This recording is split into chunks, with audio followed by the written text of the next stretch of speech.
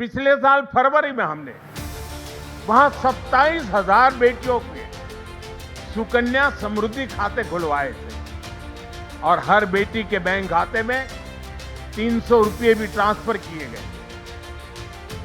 बेटियों की एजुकेशन और बेहतर भविष्य में सुकन्या समृद्धि योजना बड़ी भूमिका निभा रही है।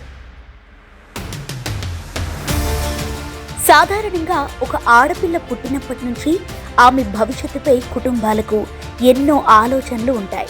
అందుకే చదువు, ఆర్థిక భద్రత వంటి అవసరాలకు దీర్ఘకాలిక పరిష్కారంగా నరేంద్ర మోదీ ప్రభుత్వం ప్రారంభించిన పథకమే సుకన్య సమృద్ధి యోజన.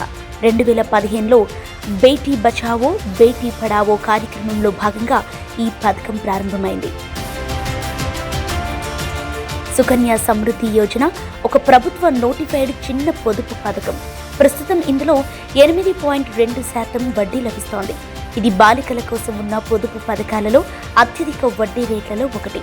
ఖాతా తెరిచిన తర్వాత 15 సంవత్సరాల వరకు డిపాజిట్ చేయవచ్చు. 21 సంవత్సరాలకు ఖాతా మెచ్యూర్ అవుతుంది. దీంతో కుమార్తెల భవిష్యత్తు కోసం క్రమబద్ధమైన ఆర్థిక ప్రణాళిక సాధ్యమవుతుంది.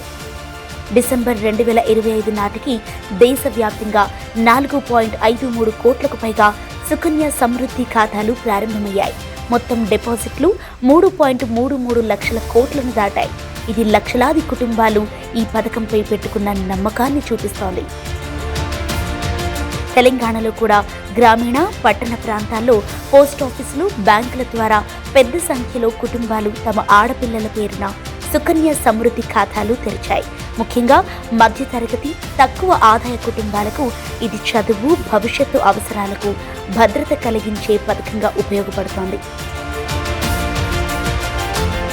18 ఏళ్లు వచ్చిన తర్వాత లేదా 10వ తరగతి పూర్తయిన తర్వాత విద్యా అవసరాల కోసం పాక్షికంగా డబ్బు విత్డ్రా చేసుకునే అవకాశం ఉంది. అలాగే ఆదాయపు పన్ను చట్టంలోని సెక్షన్ 80C కింద పన్ను మినహాయింపులు కూడా లభిస్తాయి. ఇక ఆడపిల్లల విద్య, ఆర్థిక భద్రత, స్వావలంబనను దృష్టిలో పెట్టుకుని రూపొందించిన పథకం సుకన్య సమృద్ధి యోజన.